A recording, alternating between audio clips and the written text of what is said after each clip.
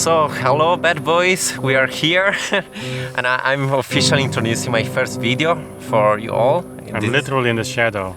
Yeah, and I'm trying to look at the camera and lens it. Like this. Yeah. So, we are gonna officially release the second challenge in the videos. We actually received how many of them? 11? I think if I'm in the shadow, you should be in the shadow too, eh? Come on. And so 11 of you sent videos. How many?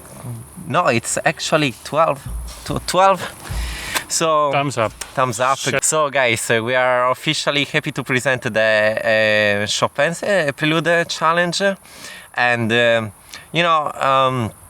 we chose this piece because it's, first of all, it's pretty short, so I mean we want to feature the most amount of time from your videos, but also this is a piece that nobody would question or would be surprised to if we play it at this tempo, and actually the Kulak tempo in a whole beat matches perfectly how people still play that, even professional pianists. So I should say we start immediately.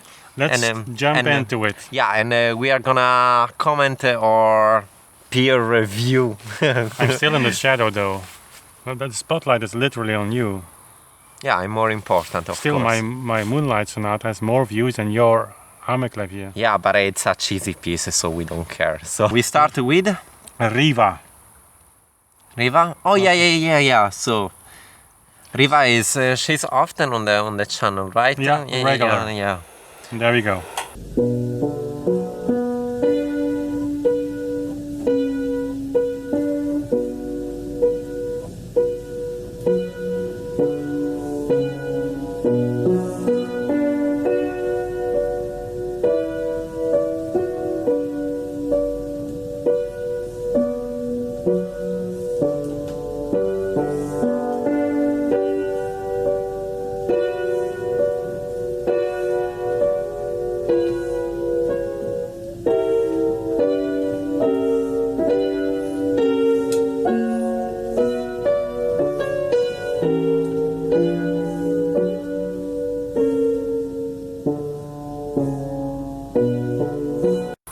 So Anyway, sounds. there's a difficult ornament, eh? How do These you play grace that? notes. Yeah. Do you play on the beat or?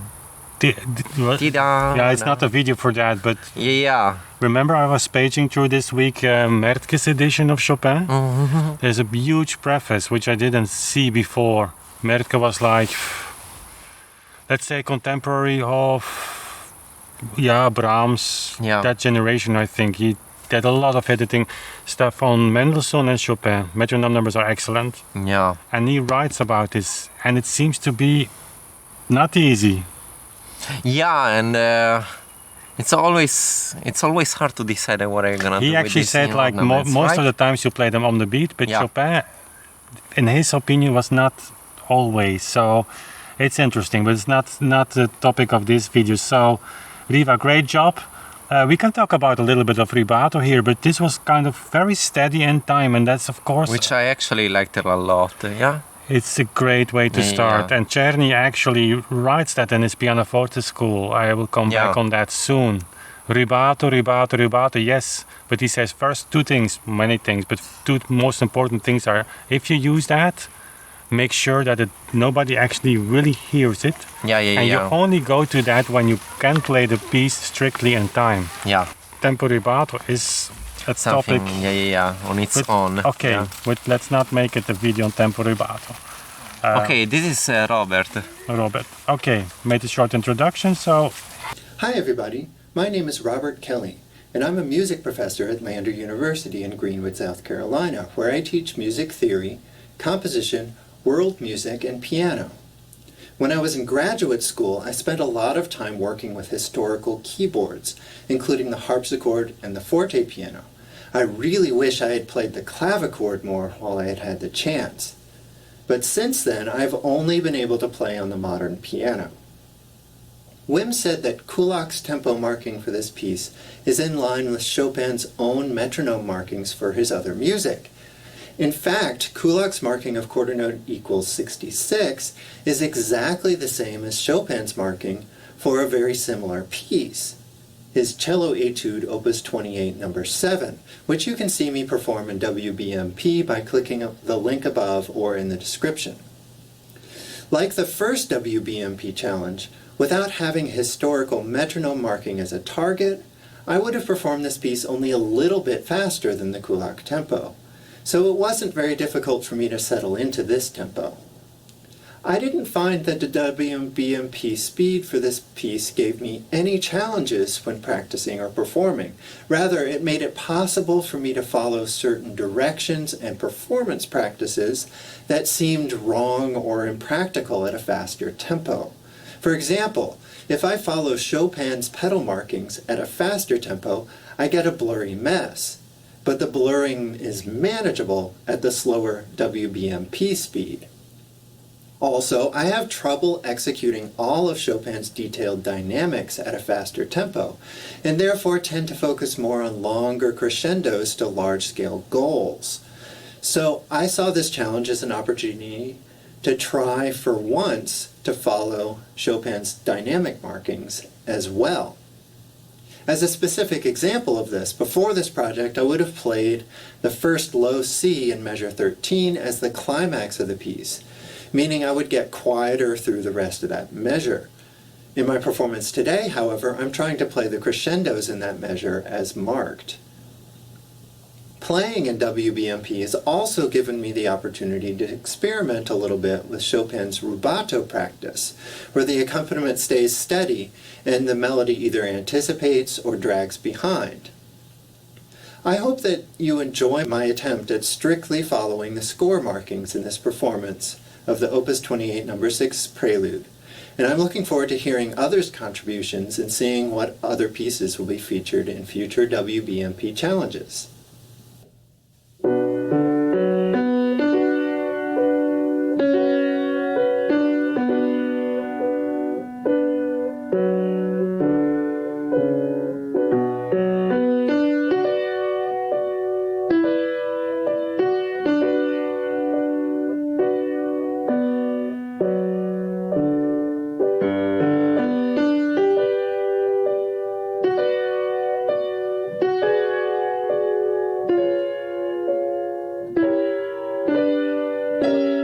So I know what you try to do, but the right hand or the accompaniment staying in tempo, left hand not, is not so much to do with not playing it equal, and it's just the left hand can go a little bit over.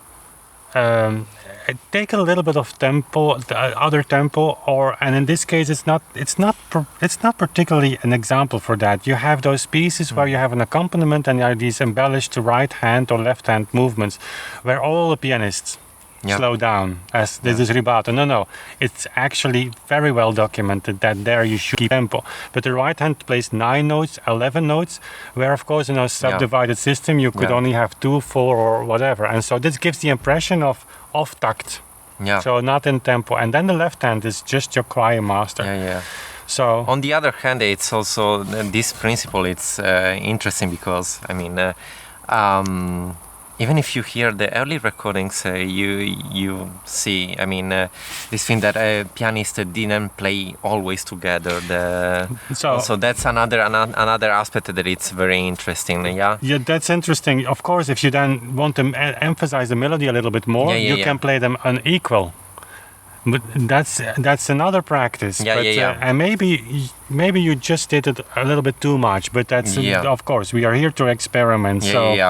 Anyways, thank you also for the introduction. But he makes also another point that it's super important for the future. So guys, for example, when we have to reconstruct the tempi from other works that we don't have the metronome numbers for, what he mentioned, it's extremely important. He made a connection between this prelude and the cello etude for the left hand, which have similar notation and a similar metronome, if not the same, I guess. So that's a very important aspect, because we don't have metronome numbers for all the music, but it's clear that when you start having this approach to the music, you always start from the notation, and if you don't have any clue, you go to pieces that have a similar notation with metronome numbers, and you reconstruct the speed from that. That's impressive, right? Yeah. We can go. Very, very well said. Yeah, right. So. Reverb. That's a lot of reverb.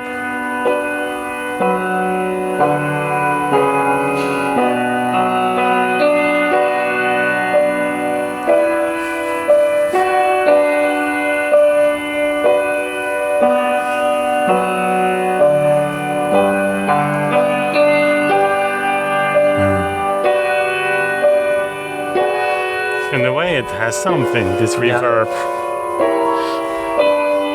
So, thank you, Niklas. This reminds me to Moschles once wrote in his diary that he played a concert and they liked concerts in churches. Yeah.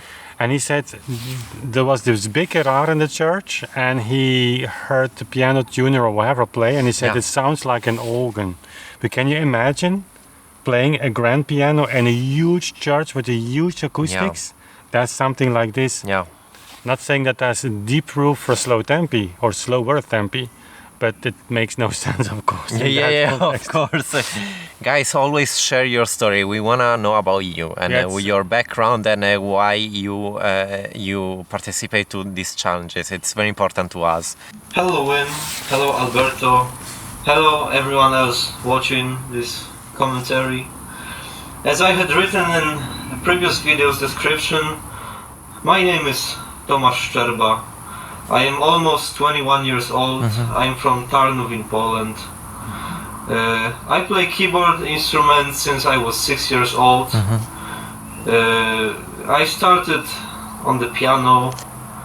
I switched to harpsichord in musical high school and I graduated 2 years ago with a diploma.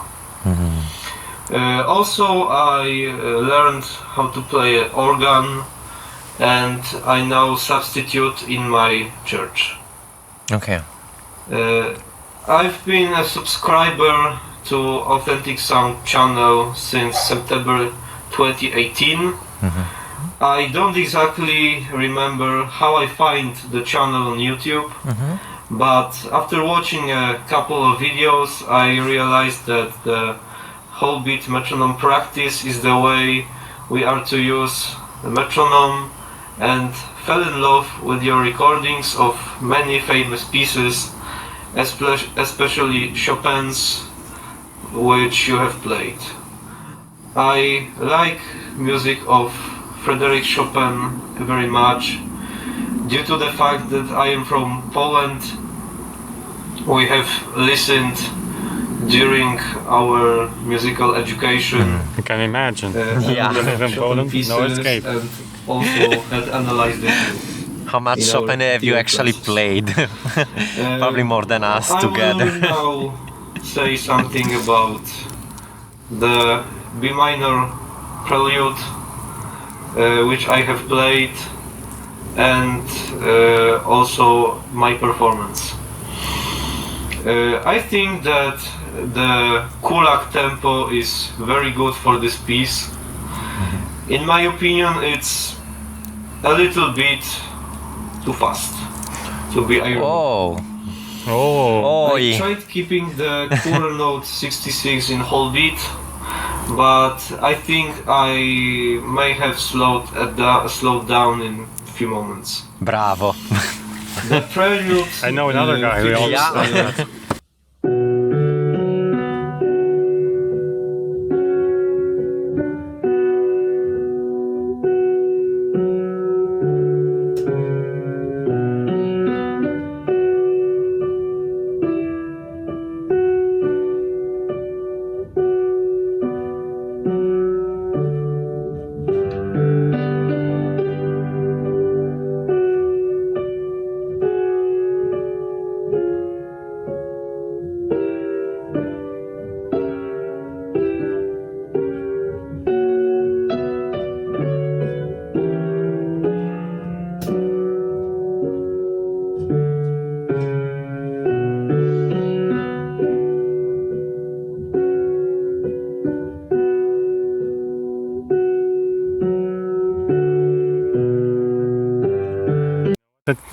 reminds me of? Yeah.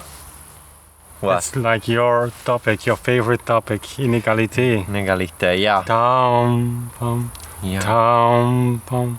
But of course, if you are playing a string instrument like violin, like you can do it so much easier on the piano. The piano you have to release the repeated note, and yet the next one shouldn't have an accent, but should be in the shadow of the first one. Yeah, of course. The energy of the second should be in the first. And it's what gives actually the character of the piece here, because it's if you give the right accent, it feels like it feels something here, you know. We're going to talk more on inequality later, and certainly in the future. But here, imagine you would play just 2 eighth note, tom, pom, pom, pom. It's the whole character of the piece is in the right hand, yum, pom, and then you have time to yum, pom, pom, pom, pom. Yeah. So Thomas does actually a nice job. Basically, the accentuation gives you the possibility to have a constant game of tension and release of the tension and release of the tension, and that's how you in a way you keep the attention of the listener in at this tempo. This it's, is of course essential. Yeah. This is of course not a too complex piece to listen to, but it's the same principle. It's every time an impulse, and if we listen to it something mathematically, like today in today's playing, certainly if you go to earlier music like very even scales, it's actually boring. It gives rhythmical impulses, but you have it's actually every time you deviate a little bit from the mathematical subdivision. And then your brain is, what's happening? What's up? And that gives the player, I mean, in your opus 110 and certainly on 111 in the fugue, there it will be like you are guiding us there thanks to this little bit of accentuation inequality. I mean, how you want to call it. And guys, you can always decide how much you want to use of that. It's not that there's only one way to do that. He's from Italy, guys. Yeah, so can you imagine everything is big? Make it dramatic, you know. And also, Thomas, thumbs up for making a video. I mean, several of you are just introducing and this is already your second video, and you've been the first one actually sending it for the Mozart. So thank you for being on board. So it's important because we see that the community is checking this out. And so and we're searching for a way to get you somewhere. We have some plans for that. So out on platform where you can meet in a safe environment, and you know what I mean by safe. I mean Tom Cruise is there to protect you, but not every. I have to protect the world sometimes. But that will happen, so that you can get to know each other a little bit better. And these little introductions are very powerful. So let's listen what Brian. So also for the Brian here, for the last challenge, Brian made a very solid introduction, which was a little bit too long to feature. Let's just listen, but it's interesting. So also for the last challenge, if you haven't seen the update video, go there. All the links, all the videos are there in the description box. Also for this one, and check also Brian's points, because he makes solid points also. Let's just listen a little bit, and then we scroll to the recording. Hi. Hello. This Spoiler. Particular tempo was it felt just right. The sense of the pacing of it wasn't too slow. For around every now and then, when I was recording this for this video, I would find myself going too slowly. That's what happens often. I mean, it's very natural. But let me just pause. It's very natural because you find other expressive ways. We just talked about the accentuation of the right hand. You can go as slow as you want with this. The power of that first note, the release of that note gives you the tempo feeling. Jam, tom. It's like a pendulum almost. So it's very. It means, Brian and all the others who are listening, that's what happens when you take it seriously. You find the solution, and this piece is a great example. Actually, it's partly the reason why we chose it. It gives you immediately this solution for whole. Not only because you're used to hear it this way, but it's meant to be played like this. Tom. So that's great to read. Going through this piece, a piece that has come to Belgium, for me, has had no quarter of academic pressure. Yeah. Felt really. That's nice said. Academic pressure, we should remember that. Yeah. Keep in mind, guys, that there are still a lot of pieces that we play in whole beat without even knowing that, and all these pieces that we still play in this way have something in common, which is they are not considered virtuoso pieces. And so when we don't feel the need to shine as a performance and to show off with our technique, and we put at the center of everything our musical instinct, at that point we are always, and nothing has changed from the 19th century. We are still connecting that way, and we still have that way of feeling music.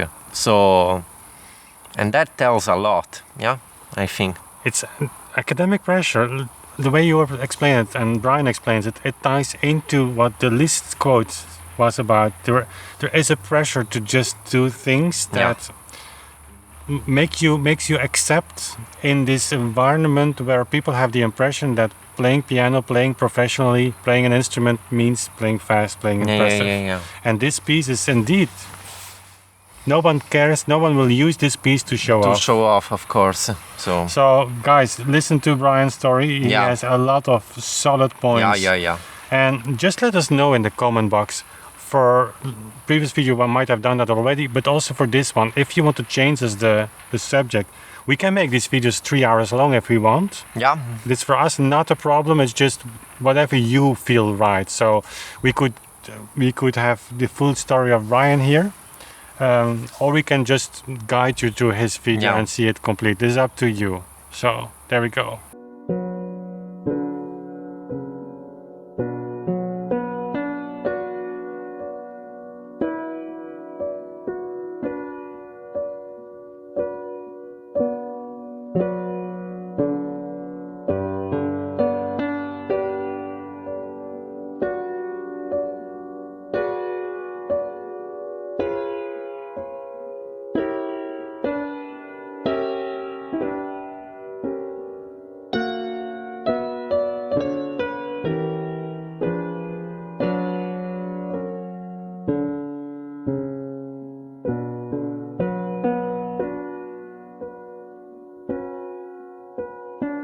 Beautiful.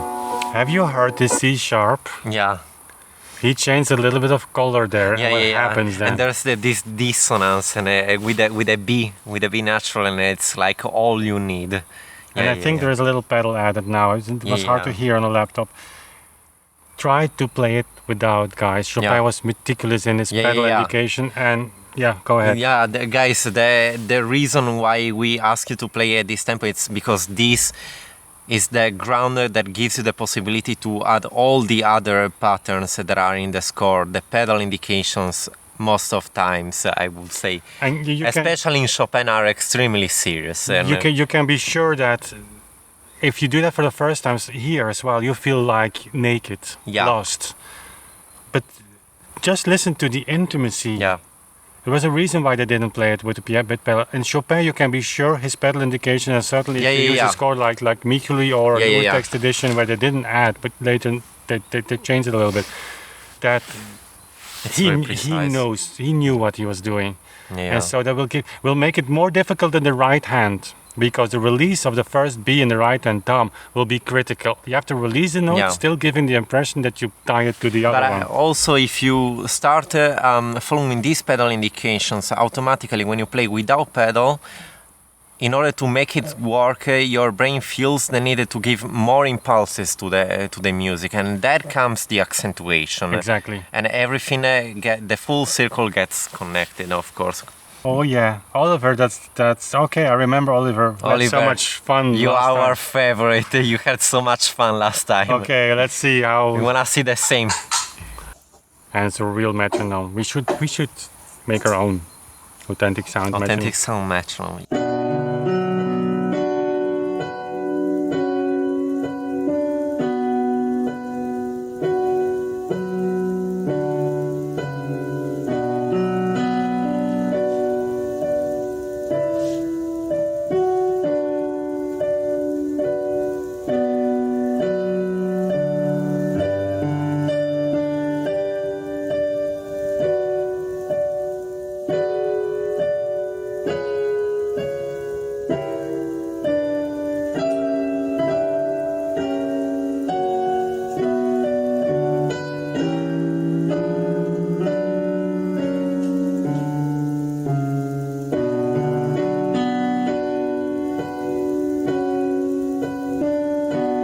keyboard a little lower for your piano, or sit a little higher. It would make your life much easier. You would have much more control. Yeah. It's actually impressive how, if people play in similar tempi, the character of the piece doesn't change that much. Doesn't change much. Yeah. Even though people play differently, the approach it differently, but there is still this that remains.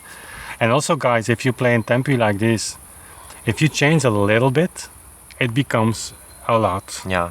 So, and also when you play for other people and with this tempi, you can be in charge of your audience attention, really. It's so then powerful. We go to Cristiano. Hi, Wim and Alberto. My name is Cristiano La Rosa. I live in Italy and I studied piano in my hometown of Turin, and I graduated in Milan in '96. 2 years before me. I started 2 years before you, okay. attending the conservatory very young, from the age of 11 years. And in my musical life, I was very early introduced to that competitive atmosphere, which you and Alberto know well, I think, in which transcendental virtuosity very often counted more than anything else. So I grew up musically in the world of single beat, obviously. And like everyone else, I was educated to think that the achievement of those virtuous peak was the ultimate goal of every musician. Although I must say that in this regard, my teacher had the characteristic and the sensitivity of the artist, and succeeded in transmitting me the deep feeling of the music, his inspiration and his images. And she know that sometimes you need a more relaxed tempo in order to express more, in order to encourage expressiveness. Nevertheless, I later encountered, and I still encounter today, problems in the choice of the tempi of your performances, especially when it comes to playing with other musicians. Synthesizing at most, I encountered two types of problem.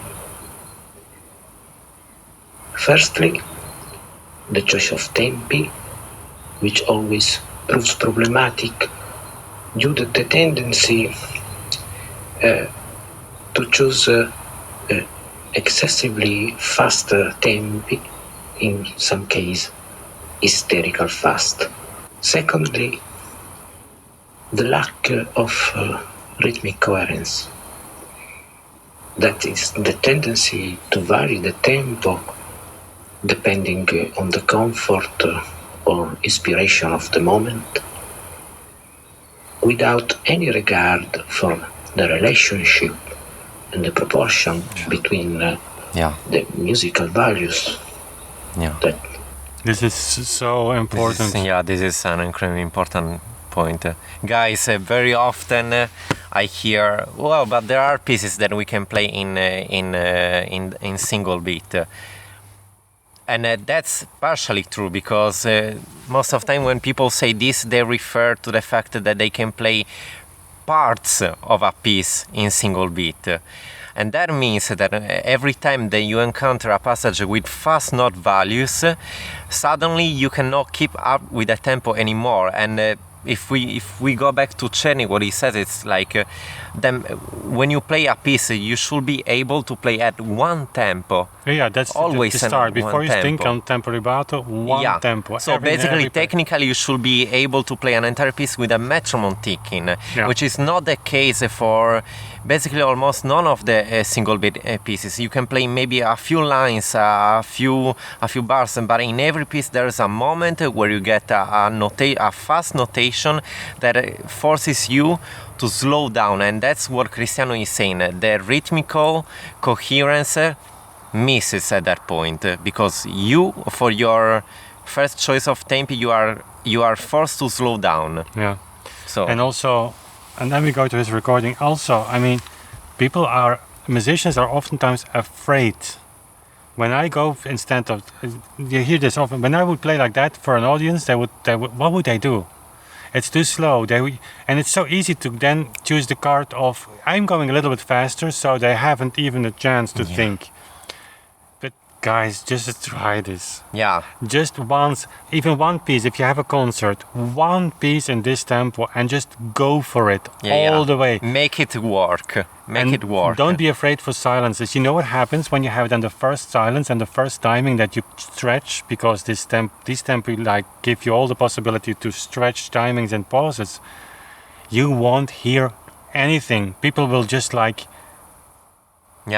dying. You'll be in charge of your audience attention. You will be in charge. Yeah. And there is no tension anymore then. I will promise you that that's a great moment.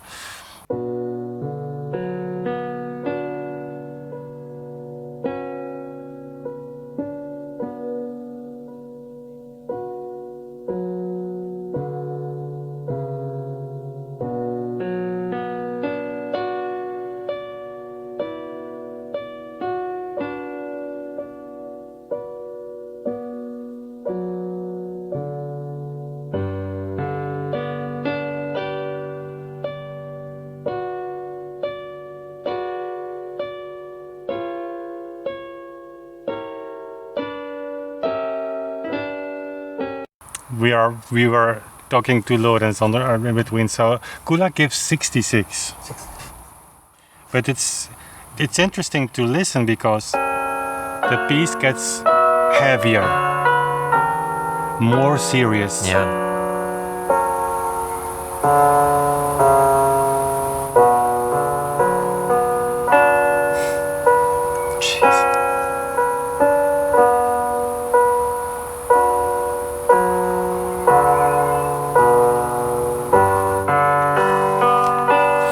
It's a nice tempo. Yeah. Yeah. And you could perhaps say even like Kulak was maybe a little bit I mean, in this oftentimes people say, yeah, but you say that's the only tempo possible. No, what we are trying to reconstruct is what's the intention of the composer. Once you have that, there is of course this box around the tempo. You cannot Guys, these are the metronome, and this is where our performance style is today. What we want is not that we want to play at this tempo only. We want to have around this area. Yeah. But it's another thing than being here, you know? It's and it's just what we do on the channel is like, the idea I had originally was like, okay, if we have a tempo from Beethoven, maybe I should first stop thinking about my own tempo and respect that. Yeah. But it's absolutely fine. Here we don't have tempo indications to go around that. Yeah. By the way, I'm looking, that's my score. Are you too? Yeah. There's a date here, 9th September 2003. Were you born already in 2003? I was 8 years old. 8 years old. See my tempo? Old. Eighth note 60. 60. So slower than Kulak as well. So, okay, thank you so much, Cristiano, for sharing this. Edmundo. 102 views a mile. Also slower. A little slower. How dare you?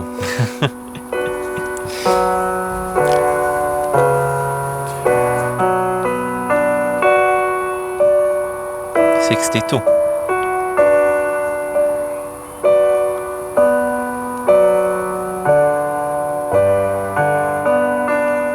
Lorenz 62. Statt von 66 jeden. Langsame. Not approved.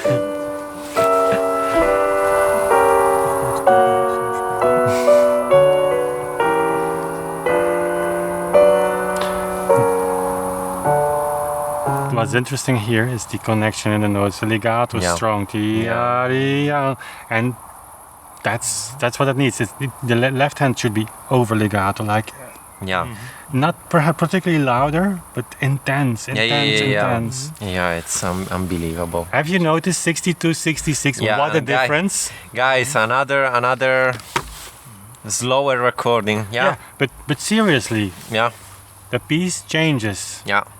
I mean, it's still the same notes, but it changes in a way. Just by from 66 going to 62. Yeah.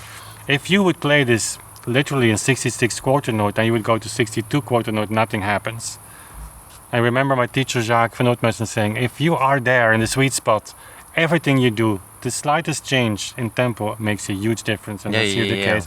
And that gives you the interpretative possibilities. It's still your tempo. 62 is not 66, and then you add all these different accentuation. Hello, my name is Tom Faust, and I ran across your video challenge about the June 10th. I laughed when I saw it because I played this piece once about 4 years ago on a long journey of learning to play piano as an adult, and I rehashed it through, and I think I've got it close to 66, way too fast, but we'll give it a shot. I also want to thank you for giving me a challenge to do something to get off my duff and get back at the keyboard. Thank you.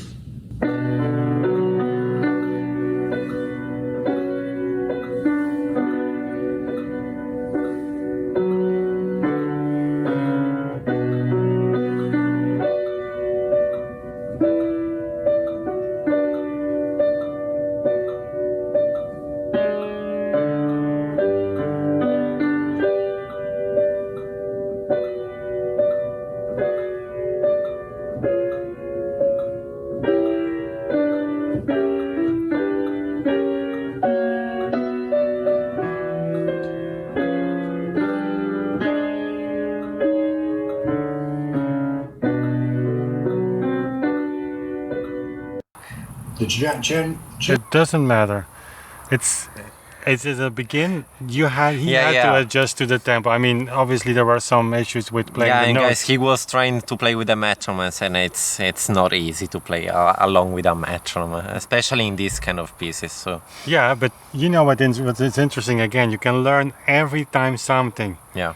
If the metronome is ticking in single beats, let's say tuck, tuck, tuck, it's very difficult to find your tempo. Yeah, and then when it's related to the subdivision of the unit, it's much easier. So Tom, if you would just have listened to the metronome in its subdivided way, like it 2 ticks for 1, tung, tuck, tuck, tuck, then you would immediately find your tempo from the first note. So, but anyway, great experimenting, and next time let us know what kind of piano you're playing. It's nice. Yeah, let us know. Okay, then we go. Tom. That's Tom. Tom we say for the last. Glenn! No. Glenn. We have to choose between the two of you. Who's gonna go last, guys? Glenn or Tom? And we're laughing because Glenn is part of the Note Performer team. Yeah. He did the Alcon orchestration, and he was the overture. Well, Alcon, I don't remember the piece that Wolfgang played. The march. The funeral march. The funeral march. Glenn orchestrated that in Note Performer. Amazing stuff. And check also, the Overture 1812 was project by Glenn introduced, and the whole Note Performer team participated there. Actually, Tom delivered the canons for the ending. So Glenn's story is also very touching. I mean, he has a long history of medical issues. He is not able to play with pedals because he cannot use his legs, so he's forced to play without pedal, which is in this case, of course, not a big deal because there is no pedal indicated. So do it, Glenn. Go for it. Hi, I'm Glenn Tiedemann. I live in Greenwood Lake, New York, USA. My background is organ, church services, and I also do orchestrations. I came across authentic sound a few years ago, about 2 or 3 years ago, and was very much impressed with the idea of whole beat metronome practice. It frees up a whole lot of music that I always thought was beyond my scope of playing. And now I can enjoy more. So here's a little bit of Chopin. I'm going to be using a Roland keyboard with MIDI controlling a Pianotech piano. It is an That's our note performer team, guys. Yeah. Like, it's high tech. We're really. They are really professional guys.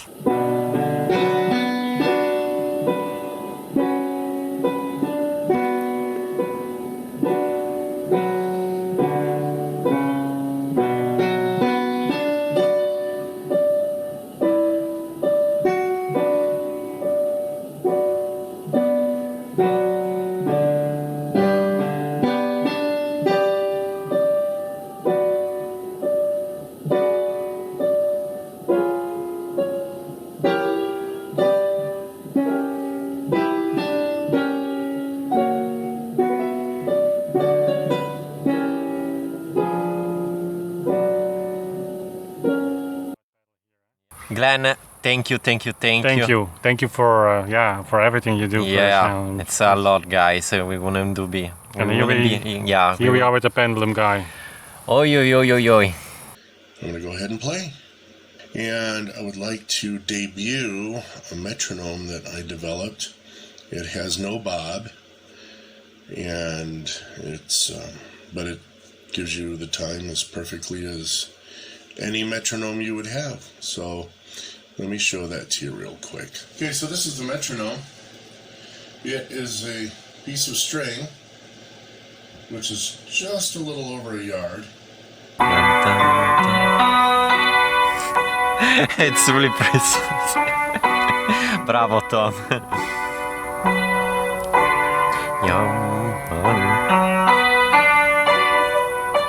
No pedal, good. Accentuation, nice.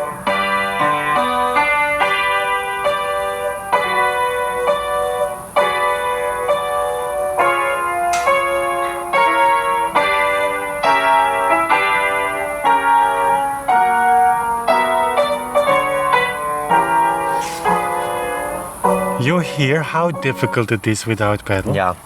I mean, what this guy did with the Hammerklavier or with the latest sonatas, imagine for a moment playing that without pedal, and many of you didn't even notice. So that means that the release of these complex chords where I have melodies should be perfect for everything without aftertouch. And on the Fritz piano, you just touch the key. And it doesn't work. It's tonus. If you touch the key before hitting. Of course. A little bit like 1 millimeter deep. Yeah. No sound anymore. So it's super difficult. So Tom, thumbs up for trying this. Tom. And don't despair, guys, if you haven't been trying this without pedal. I mean, we're not saying you have to. No. But it's part of the game. Guys, thank you again for sending all of this. We really appreciate that. It's very important. Again, for us, it's amazing to see all of you trying to experiment with this and give us your feedback about how it feels to play in this way. So thank you again for supporting us, and thank you again to our patrons. Without them we wouldn't be doing all of this, guys. It's one recording every Monday. And if you want to, every Wednesday also a video another that video. You do not have to make, so don't forget. Yeah. So another video with the sources, or another video where we have a new episode of Mr. Tom Cruise here. So without our patrons, all of this wouldn't be possible. So please check out the Patreon page. Tom Cruise will. You get the chance to talk to Tom Cruise. And who knows, maybe once they will get the chance to see Sibo as well. See, our new challenge, guys, before you leave. Oi.